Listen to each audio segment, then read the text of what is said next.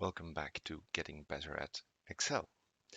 In this case, this particular video is going to be short and sweet. What I have for you today is fill down function of Power Query.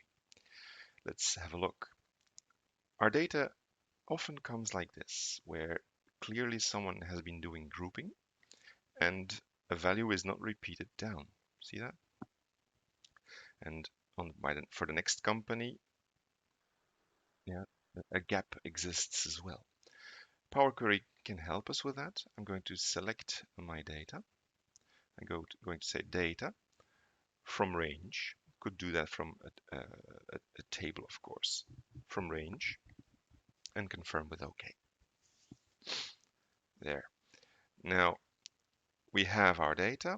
We want to make sure that we're not retrieving all 1 million lines because, well, where does this end is null.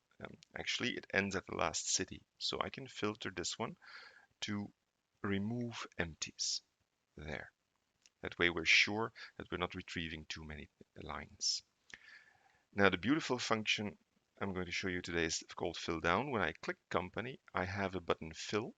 I choose down and it will repeat the existing value until it encounters a new value, and it will start repeating that particular value. So here have all of the companies have been properly filled in.